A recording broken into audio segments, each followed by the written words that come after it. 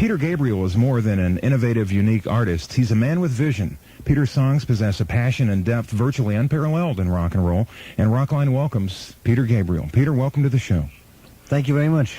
Your performance yesterday was fantastic. I enjoyed it immensely watching it on TV, even that far removed. I really appreciated what you did on stage. How did you become involved in Amnesty International?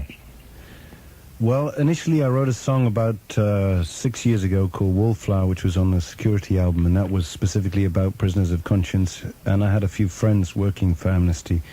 Then just on this tour, Bono gave me a little bit of the Irish hustle on the telephone, and, and that got me in. I had heard that you had to postpone a Japanese promotional tour and that you were left with only 3 days for rehearsal as well. Is that true? This is all true. It was not the way I usually do things, but I think the musicians did a fantastic job, and I was really pleased and proud to be part of it. I can understand why. We're going to now play a song that you performed yesterday, as a matter of fact, and then we'll put you on the air with Peter Gabriel. One number toll-free anywhere in North America. It's 1-800-344-ROCK. This is Sledgehammer on Rockline. Sledgehammer from the album So by Peter Gabriel, his most recent release. Time for our first phone call for Peter this evening from Rhinelander, Wisconsin. It's Rita. She's listening to FM 95 in Wausau. And Rita, you're on the Rockline. Hi. Hi, Peter. Hi, Rita.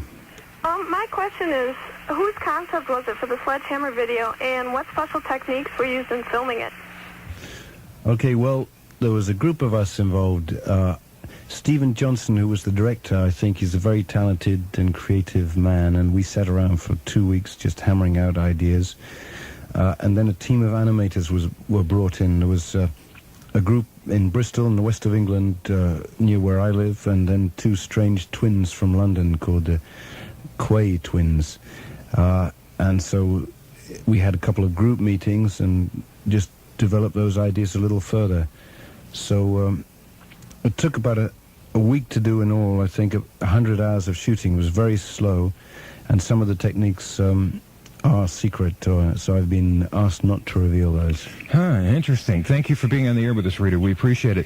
The LA Times does not hand out accolades readily, and they called your video possibly the best rock video ever and gave it 100 out of 100, which is unheard of for that paper, so congratulations on that. We'll take a brief time out. We'll return with Peter Gabriel. We're spending an evening with Peter on the Rockline, and you can call us toll-free, one number anywhere in North America. It's 1-800-344-ROCK. It's Rockline. And welcome back to Rockline. I'm Bob Coburn. We're glad to have you listening this evening. We're spending an entire program with Peter Gabriel, and our next phone call is from Philadelphia. Our affiliate is 94 YSP. Bill, you're on the Rockline. Welcome. Hi there, Peter. Hi, Bill. How you doing tonight? Very good, thanks. I was at the Amnesty show yesterday, and one thing I noticed is that Tony Levin wasn't in your band. Is there any special reason for that? Yes, he's out with Peter Frampton. I mean, I had very little notice to get the band together for this tour, so I was very lucky that Larry Klein, who was in Bath, where I live in England at the time, and so was able to come by almost immediately to rehearse. Tony would have been in your band, though, had he not made this previous commitment to Peter? Yes, he would. Thank you, Bill. We appreciate your call. It's Ted's turn. He's in Syracuse. Our station's 95X there. Welcome, Ted. Hello, Peter. Hi, Ted. Hi, how you doing tonight? Well, I said I was pretty good in the last phone call, but the truth is I'm actually pretty wrecked. We just finished up last night with the Amnesty show, and we had a party afterwards, and I had a TV thing this morning at 7 o'clock. But I'm miming being awake. Oh, sorry to interrupt. I'd just like to comment on your show last night. Your performance was excellent. And, I'm glad you said that. And my question is, I had heard that they said that you had a video camera with you for this tour, and you were taking some backstage footage. I was wondering if you were going to put that into a documentary or a video of some sort. I'm putting it all in blackmail envelopes. Will that be for public consumption, or is that just for Peter Gabriel to take home? It'll only be for public consumption if they don't pay me enough money. But it's being done for what they call personal and private pleasure, I think. There you are, Ted. Thank you for your call. We appreciate it. We're going to speak with Sean now in Vancouver, British Columbia. Sean is listening to CFOX, and he's on the air with us. Hi. Hello. Hello, Peter. Hi, Sean. Hello. Yeah, I noticed that Michael Bean of the Call appears on the new album, and I was wondering how he came about working on it. And also, if there are any tour dates set, will he be playing any Canadian shows? Right. Well, Michael Bean, I've known for a few years now. I think the Call are a strong band, and Michael is a great writer. I was in New York for 1 week, the only bit of the recording of the last album, which I didn't do at home, and Michael called me up and Robbie Robertson and Jim Kerr to do some extra work on his record. And when I went down to his sessions, I thought it sounded so good that I would steal a bit of this for my own record, so I grabbed him and Jim into my sessions, and that's how it came to be there. As far as touring goes, I'm trying to decide now whether to go for a sort of visual show, which would delay touring till early next year, or whether to come out on a musical show later on this year. So I should decide that in a week or so. Now, the song that you're on the Call album is Everywhere I Go. What song is Michael Bean on your album? He's on In Your Eyes. He's on In Your Eyes, and we're going to play that a little bit later. And by the way, that call was from British Columbia. Peter's album went gold in 9 days in Canada, the So album, which we will play quite a few songs from this evening. We're going to speak with Steve now in Somerville, South Carolina, listening to 101.7 WFXR in Charleston. Hi, Steve. Yeah, hi. How you doing? Very good, Steve. Okay, yeah. Pete, why was it so long before, you got from Shock the Monkey? Why did it take so long to write another album or to put out a hit? I'm just very slow. I think I like to experiment quite a lot in the studio. I think the recording process was about a year, but I did quite a lot of touring after the last album and mixed the live album. Then I did a bit of traveling and managed to get to Brazil a couple of times and to Africa and worked with some percussionists, so tried to learn a little more about rhythm. So that's what I was doing with my spare time. You also did the soundtrack to the film Birdie, too, didn't you? Oh, thank you very much. I forgot that excuse.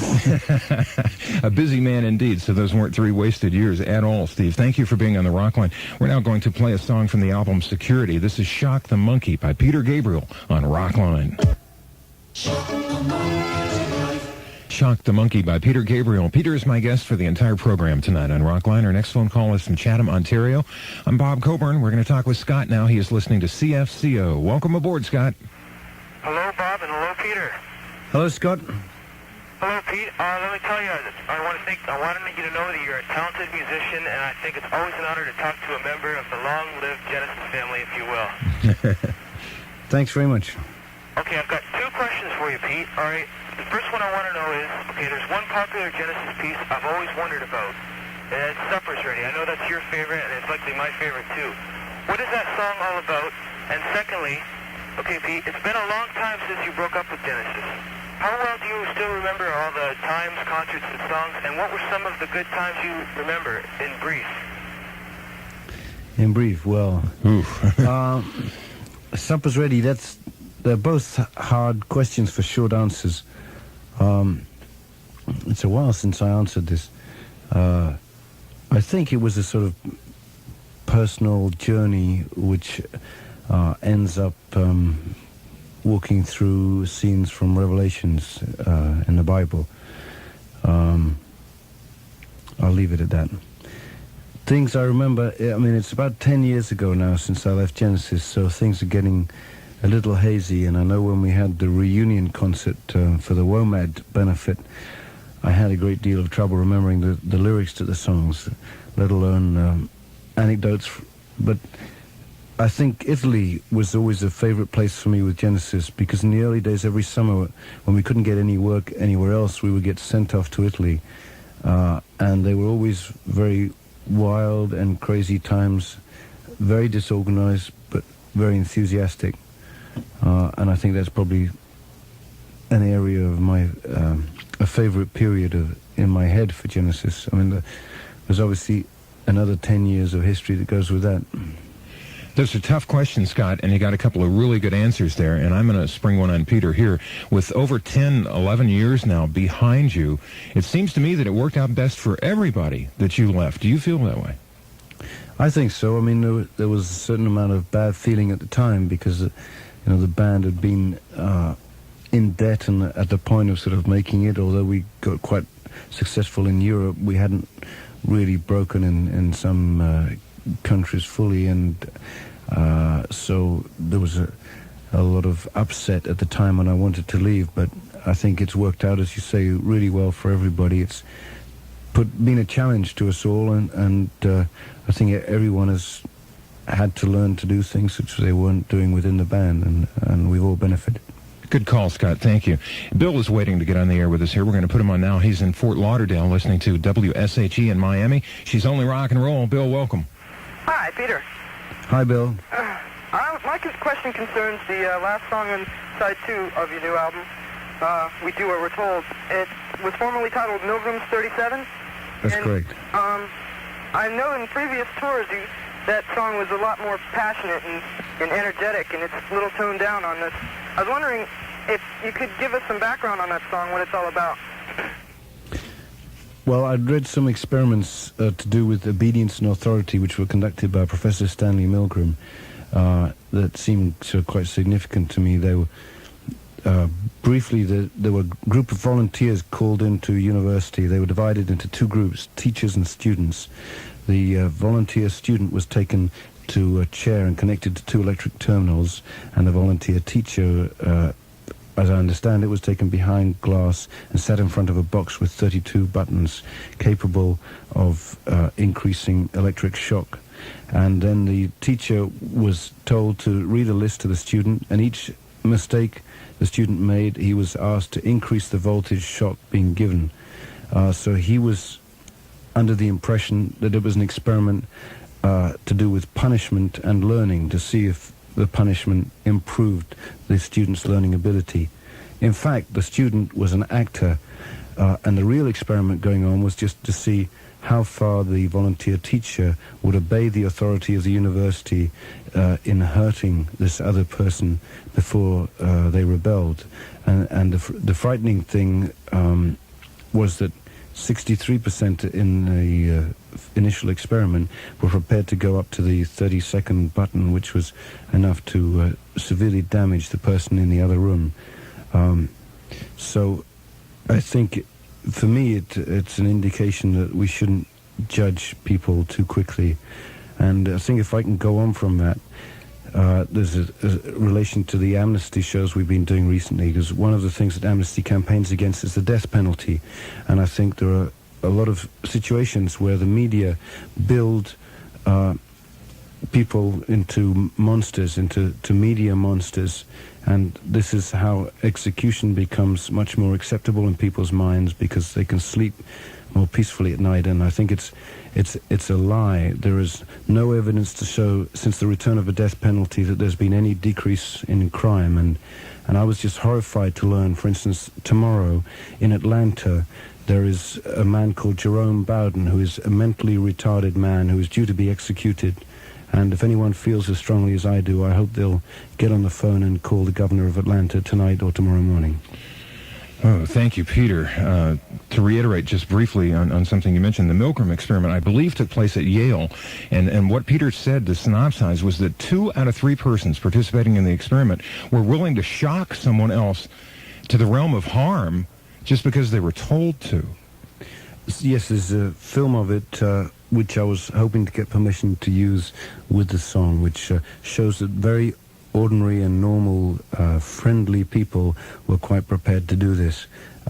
Some of them protest, but when told that it was an important experiment and that the authority would rest with the university, their consciences were sort of settled, and they continued. We'll take a brief time out and return with Peter Gabriel in just a moment on Rockline on the Global Satellite Network. Welcome back to Rockline on the Global Satellite Network. I'm Bob Coburn. It is now time for another song from the latest album by Peter Gabriel. So, this is a song that was performed yesterday at Amnesty International, also played on our compact disc player, Red Rain, on Rockline. Red Rain.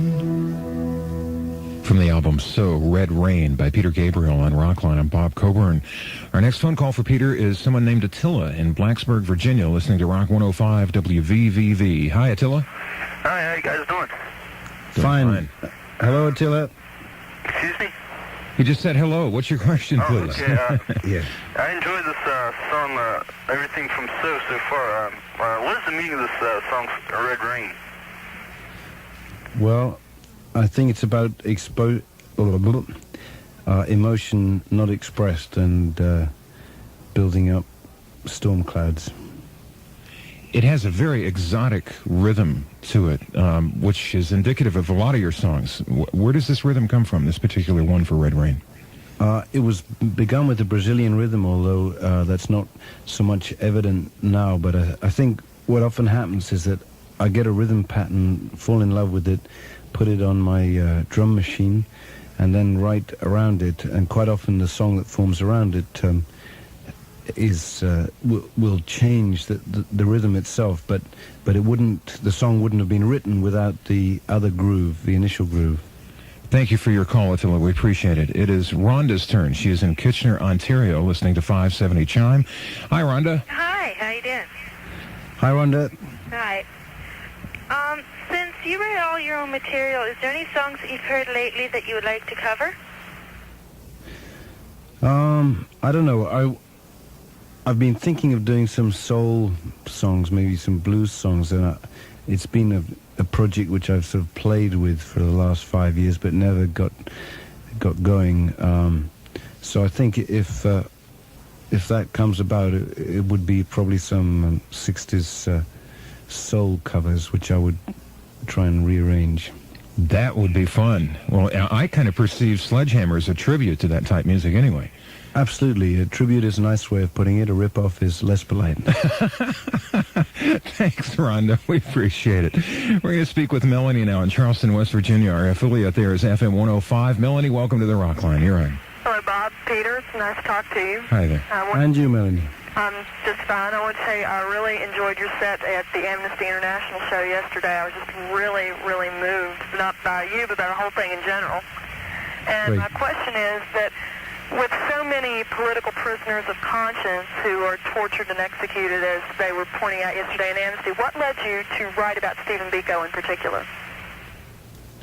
I think it was partly that it was in South Africa, where I have some white relatives and black friends, but mainly that this story had received some publicity in the English newspapers, and I felt pretty confident that would protect him, because quite often when there is publicity about imprisonment, that governments don't like to get embarrassed and find mysterious deaths hitting the newspapers of the world. But in this case, that didn't seem to deter either the government or the jailers. From the album Peter Gabriel Plays Live, this is Biko on Rockline. Biko by Peter Gabriel, and it's extremely fitting that we play this song on this particular day, which is the 10th anniversary of the Soweto uprising, which began the anti-apartheid movement a decade ago this very day. Peter, you were mentioning something to me while that song was on that I found really interesting that I didn't know about. You performed that song in Central Park Saturday with Little Steven's band. Tell us about that, how it came about and what it felt like and whatnot.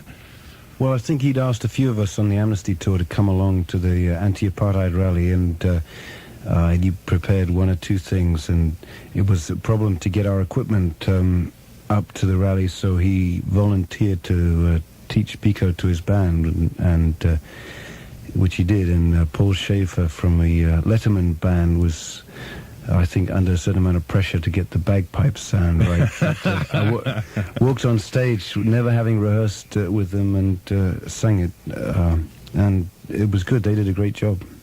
Great drum sounds, too. The song must have had a completely different feel for you. It did, yeah, but I enjoyed that. Let's talk to somebody. His name is Justin. He is in Laurel, Mississippi, listening to Y104 in Hattiesburg. And Justin, you're on the Rockline with us. Hi, Justin. Hi. I was wondering, what in your early life inspired you to become a singer? Oh, what is it? Sex, drugs, and rock and roll? I think there was quite a lot of music in the family, and I think it was really just listening to other people's records and finding it really exciting. I used to sneak downstairs at school and turn the record player up full blast, and that seemed to me to be the most alive and vital part of my existence at the time, so I just wanted to get close to it and be part of it. Weren't you a drummer first? I was a drummer, not great drummer, but an enthusiastic drummer. Thanks, Justin. We appreciate your call. It's Janine's turn. She's in New Orleans. Our station is FM 100 WRNO. Welcome to the Rockline, Janine. Hi, Peter. How you doing? Hi, Janine. Yeah, you've waited a long time. Yes, I have. 2 hours. I wanted to ask you, first of all, if you could say hello to my friend Steven. He really enjoys the music as he's listening. Janine, we really need your question, please, instead. Thank you. Okay. I've heard some of your collaborations with guitarist Robert Fripp, and I was wondering if you and him have any plans to work in the future together. At the moment, there are no plans. I think Robert is a remarkable player, and I like a lot of his work.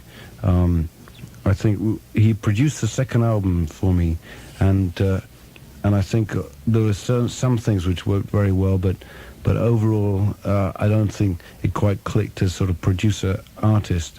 But I don't know. I think if there's something else that comes up that either fits what he's doing from my end or vice versa, then we probably try and do something. But nothing said at the moment. Peter was talking about Robert Fripp, in case you missed that on the phone connection from Janine's question. And I should say hello to Susan. Okay. We get that so often. We really try and get things to move on if we possibly can, and we appreciate your call, Janine. Thank you. It's Ann's turn. She's in Syracuse. Our station's 95X, and you're on the Rockline, Ann. Hi, Peter. Hi, Ann. How are you? Pretty good. Couple questions for you.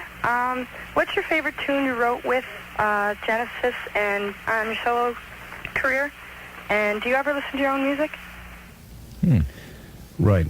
I think as far as the Genesis question goes, it would probably be either Supper's Ready or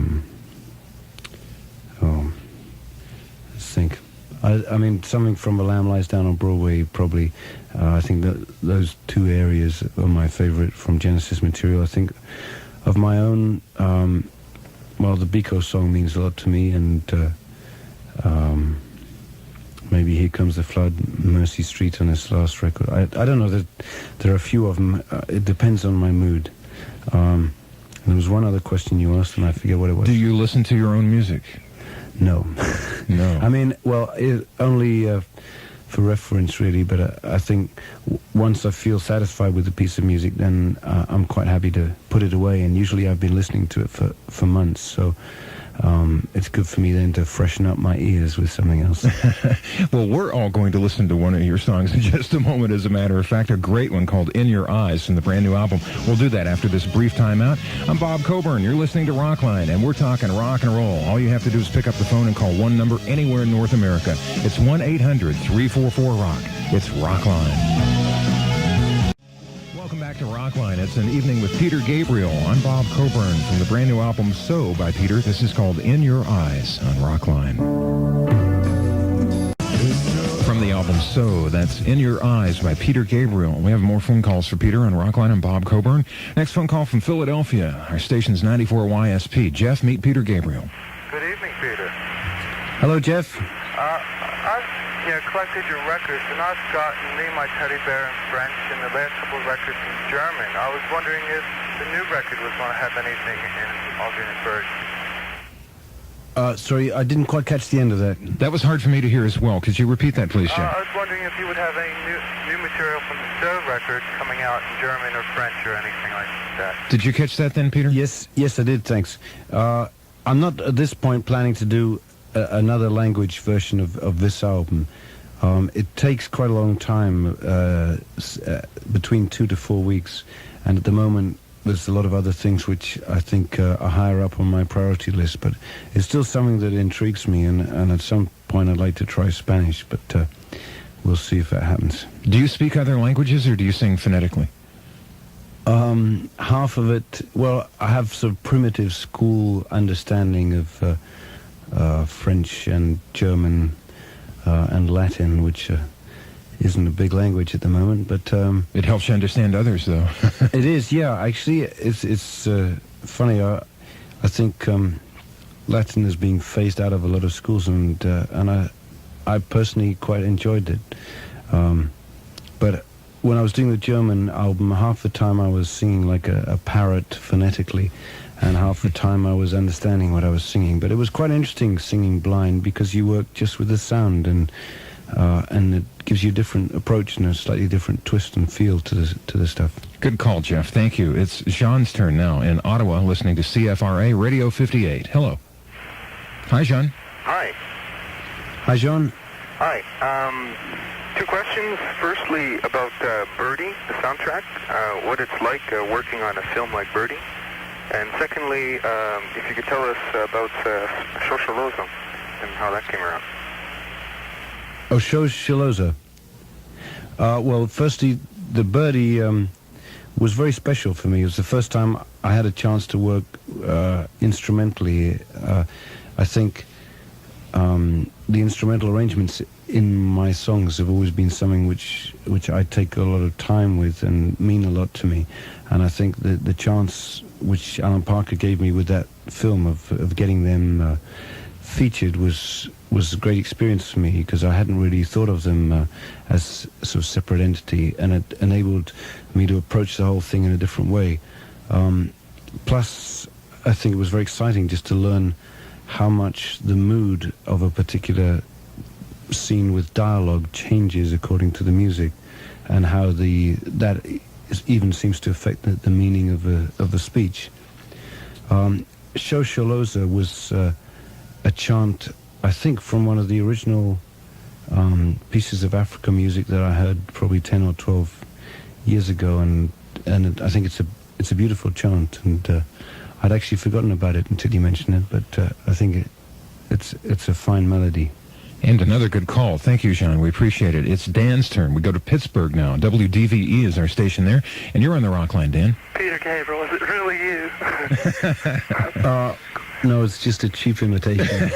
But I think we'd upset the people around. You in like the same mental neighborhood that you have. But anyhow, I wanted to know, in your Sledgehammer video, at the very end of it, it looks like it could be a relative of yours. Is it a relative of yours sitting on the chair? Oh, this is my daughter. Well spotted. In fact, both my daughters are sitting on the chair. Did you have another question, Dan? And I wanted to know what's your, how do you separate like your public and personal life? Well, it's been quite easy in some ways so far, in that I think I live in a country situation amongst people who really aren't interested in rock music at all, so they're not very impressed with what I do, and know me for what I am outside of music, and that's important to me, because I think it's good. This particular gig it's a great gig, but it's not something to take seriously all days of the week. Thank you for your call, Dan. We'll have more music and more moments with Peter Gabriel coming up in just a moment. Our number to call is toll-free anywhere in North America. It's 1-800-344-ROCK. We're talking rock and roll. It's Rockline. And once again, Rockline returns. I'm Bob Coburn with Peter Gabriel. Our next phone call is from Cape Girardeau, Missouri. Our station there's KGMO, and we welcome Larry to the Rockline. Hi there. Hello, Peter. I really enjoy your live album a lot, and my question is, could you tell me what city or cities were included on it and why?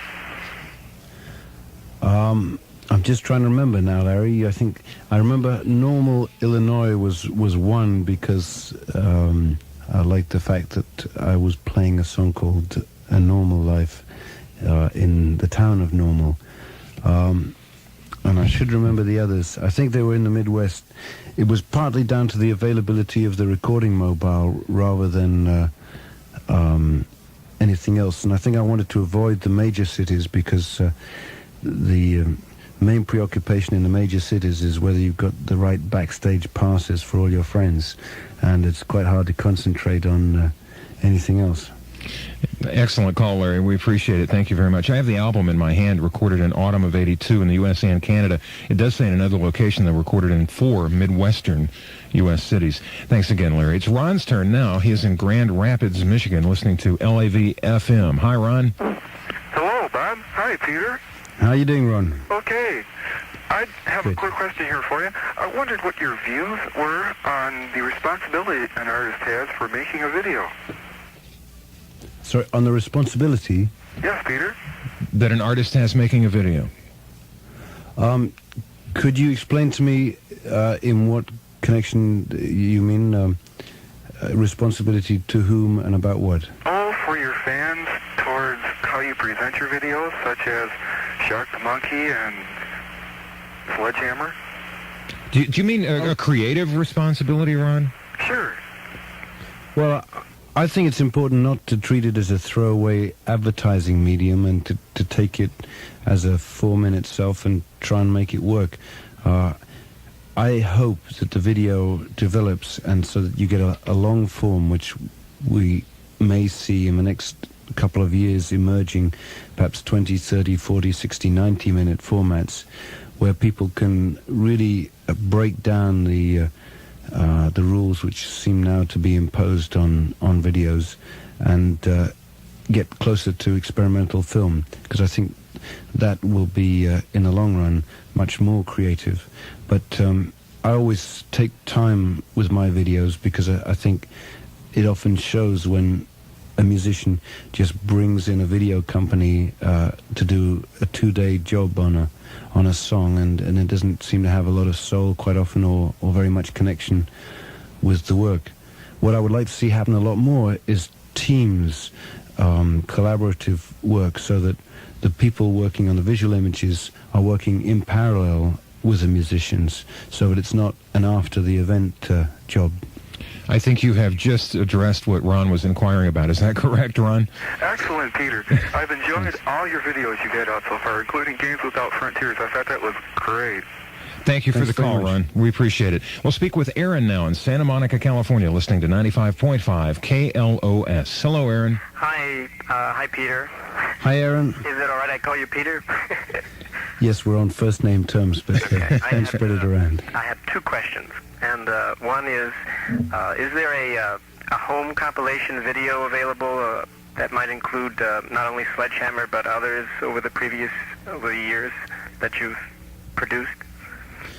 There's no compilation video at present, but I hope there will be within a year.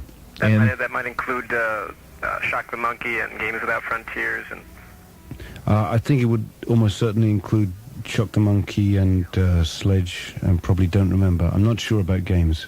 And your other question, Aaron? Yeah, what are your feelings regarding so many of the bootleg recordings that exist of your work? Well, I think that's just, I mean, it doesn't worry me from the point of view of being bootlegged. The only thing that worries me is the quality sometimes, because I think some of them I've heard and they sound terrible to me. There's a couple of good ones out there, but the majority of them are a bit shoddy, and I wish that I was able to put out my own bootlegs and I could make sure they were better performances, but I don't think that would be appreciated. Thank you for your call, Aaron. We appreciate it. We're going to play a song now by Peter Gabriel from the album So, his most recent release. We all have that little voice inside, and this is what this song is about, that voice again. Again by Peter Gabriel from the album So. I'm Bob Coburn. We're spending an evening with Peter on Rockline. Our next phone call is from Virginia Beach, Virginia. Someone listening to FM 99 WNOR in Norfolk. His name's Robert, and he's on the Rockline now. Hi, Robert. Hi, Peter. How are you? Evening, Robert. Yeah, I'd like to thank you for all the inspiration and bliss you've given me over the years. And Inspiration is cheap, bliss is expensive. I have two questions for you. The first one is about the lamb. And I'd like to know, when Rail visits the doctor and has his windscreen wiper removed, does this represent a sacrifice tying in with the album's title, The Lamb Lies Down on Broadway, as in like a sacrificial lamb? I think in a way, yes, he might be giving away the best part of himself. Interesting. And number two, Robert. What role does spontaneity play in your live performances, or what level is improv at in your live sound? I think there are sections usually in a tour in which are kept loose. I think it's good for the music to be able to breathe. I don't enjoy it when I go and see other acts and everything is tied into sequences and drum machines, because I think that way the musicians aren't really responding to what's going on in the hall that night. And I like to be able to feel that and feel that we're responding to it. A couple of good questions, Robert. We thank you for taking the time to call. Let's turn it to Javier now in Detroit, listening to WRIF. Hi, Javier. Hello, Peter. Hi. I'd just like to ask you a question about the title of your latest album. I know the other four have been untitled. I've heard that you've had some problems with the record companies. Does the title just about sum up the attitude of coming up with a title for an album? Well, in a way. I think the problem was that the albums in this country have ended up on various different labels, and my present record company were a little paranoid that the confusion would result in loss of sales. So I was strongly encouraged to put a title on the record, which I did on the last one only in America, but that caused confusion in Europe, so this time it seemed just more straightforward to put a universal title, and So I think is pretty functional. It has very little meaning and a nice shape. It's nice and rounded, isn't it? Well, absolutely. The album you were referring to was Security, which got a title here in the U.S., but not in Europe. Right. We have to take a brief time out. We'll come back with more with Peter Gabriel, however. We're waiting for your call. Toll free anywhere in North America. It's 1-800-344-ROCK. It's Rockline. Time now to move into the home stretch. It's an evening with Peter Gabriel. We still have time for more calls, so let's get right to the telephones now. I'm Bob Coburn. Our next call is from Tampa, Florida. Our station is 95YNF for the Tampa St. Pete area. Jim, you're on. Hello, Peter. Hello, Jim. I'd like to thank you for the hours of entertainment you provided me with. And thank being you. one of my favorite songwriters, I'd like to, I'd wonder if you could let me know if you have a certain atmosphere or any setting which is ideal for your songwriting, or is it more of a spontaneous type thing? I think I get the urge wherever I am, particularly if I'm away from a piano for a while, as I have been effectively on this last 2 weeks, and then as soon as I get to the keys, I start mucking around with different ideas. But I tend to work at the moment in the countryside, and just if I can be free of distractions, I concentrate much better.